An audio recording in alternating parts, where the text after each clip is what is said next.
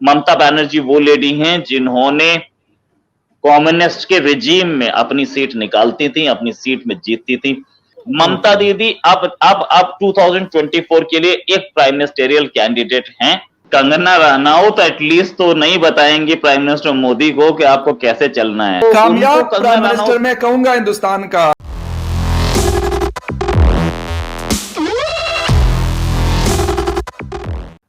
रोहित, आपसे स्टार्ट लूंगा।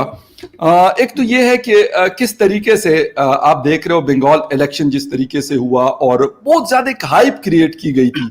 एक तो इसकी वजह क्या थी? मतलब इंडिया के अंदर एक चीज तो मुझे ये वाली समझ अभी तक नहीं आई कि हर साल मैं देखता हूं कभी बिहार में इलेक्शन हो रहे हैं, कभी बंगाल में इलेक्शन हो रहे हैं, मुख्तलिफ किस्म में पूरा साल हम ये देखते रहते हैं कि इलेक्शन होते रहते हैं। लेकिन ये वाली हाइप मैंने पिछले साल बिहार इलेक्शन आप लोगों के यहाँ हुए थे उसमें मैंने नहीं देखी जो यहां पर हुई। और अभी की जो सिचुएशन है कि ममता बनर्जी जीत गई और बीजेपी जो मोदी जी की पार्टी है वो हार गई है।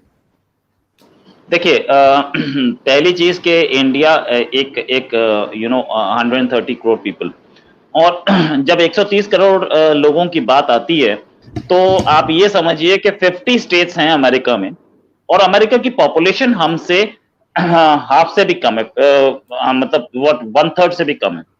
तो आपको जब एडमिनिस्ट्रेशन करना होता है तो एडमिनिस्ट्रेशन आप लोगों का करते हैं, एरिया का नहीं करते।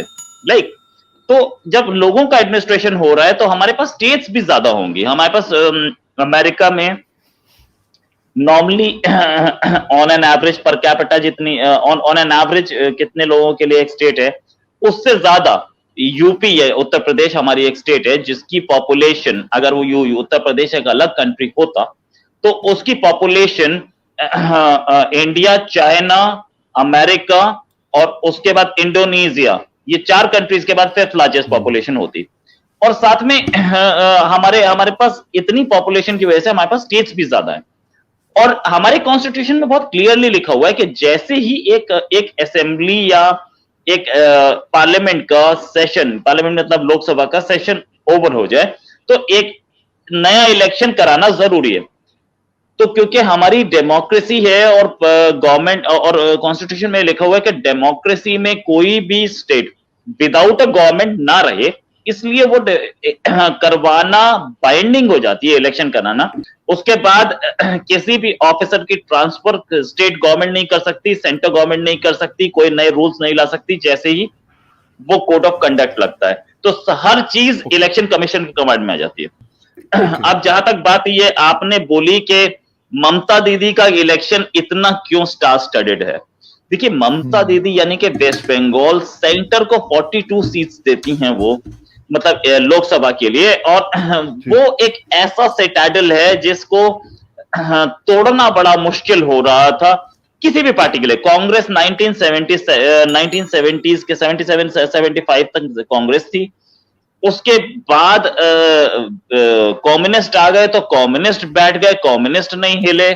फिर ममता दीदी आ गई तो ममता दीदी नहीं हिली। आई मीन लाइक जो एक पार्टी पावर में आ जाती है वो आसानी से हिलती नहीं है। ममता दीदी 3rd टाइम आई है। ममता बनर्जी वो लेडी हैं जिन्होंने कम्युनिस्ट के रिजीम में अपनी सीट निकालती थी, अपनी सीट में जीतती थी। बड़ी ही जैसे बोलते हैं जुझारू लेडी हैं, बहुत ही पावरफुल स्ट्रॉन्ग लेडी हैं। इनकी इस बार एक डायरेक्ट टक्कर थी मोदी से। Modi as a prime minister या as a national figure, Modi की अपनी एक प्रेस्टीज है। इससे पहले जब तक प्राइम मिनिस्टर मोदी सेंटर में नहीं आए थे, उससे पहले वेस्ट बंगाल में एक सीट जीतती थी बीजेपी, 1 सीट, और वो एक सीट ऐसी थी दार्जिलिंग वाली जिसमें इन लोगों की कॉन्फ़िगरेशन अच्छी थी। बाकी कोई सीट नहीं जीती थी। अब लास्ट लोकसभा इलेक्शन में out of 42 seats BJP got 18 seats. That means Modi ने डेंट मारा था वहां पे। मोदी इधर डेंट मार पाए थे, तमिलनाडु आंध्रा में अभी और डेंट मारना बाकी था। तमिलनाडु में भी 4 सीट्स लाए हैं। तो यू कैन सी कि क्या सिचुएशन है। ये इसलिए स्टार स्टडेड बन गया था।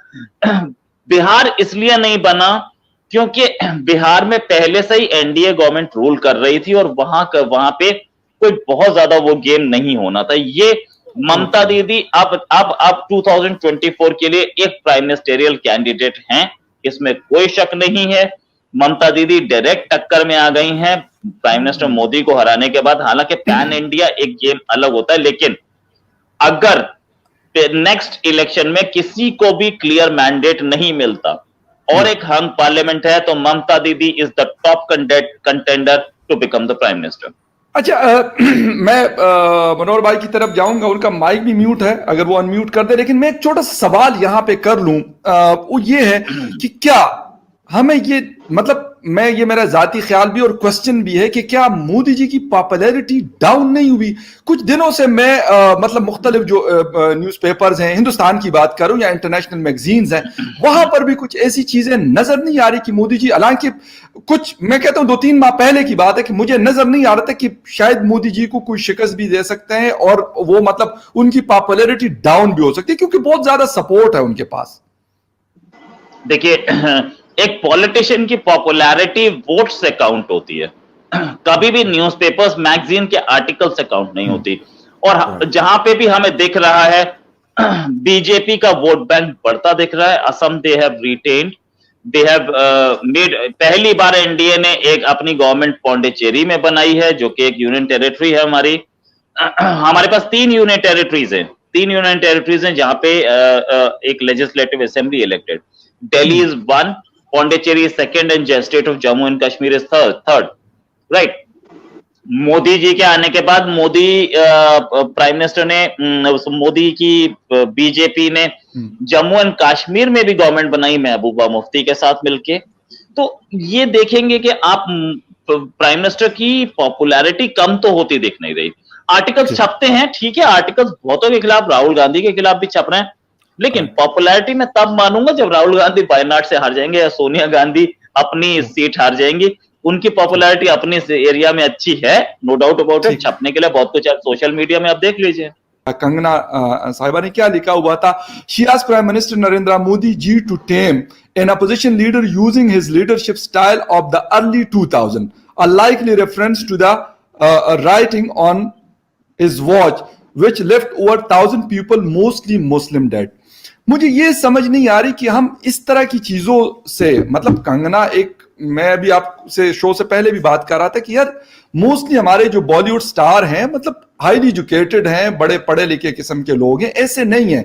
इस तरह के रेफरेंसेस हम क्यों यूज कर रहे होते हैं कि जिस चीज को सारे लोग डिनाई कर रहे हैं, उसके बाद आप उसको लेके आ रहे हैं। मैंने आपसे उस वक्त भी कहा था कि क्या वो हमारे यहाँ कहा जाता है ना कि भाई आप मेरे साथ हो क्या आप उनके साथ हो, तो आप किस तरफ हो कि इस तरह की बात आप कर रहे हो कि आप कह रहे हो कि 2000 का जो आपका स्टाइल था पॉलिटिक्स का, आप उसी में आ जाए तो फिर आप बंगाल भी जीत जाएंगे या फिर बाकी मसाइल भी हल हो जाएंगे। देखिए, कंगना रनौत एटलीस्ट तो नहीं बताएंगी प्राइम मिनिस्टर मोदी को कि आपको कैसे चलना है। मैं ये बात मानूंगा कि prime minister Modi prime minister हैं और 2 बार वो प्राइम मिनिस्टर की ओथ ले चुके हैं, तो कामयाब प्राइम मिनिस्टर मैं कहूंगा हिंदुस्तान का, रोहित जी, कामयाब प्राइम मिनिस्टर ऐसी है जो पहले कोई नहीं कर सका, वो कर गए।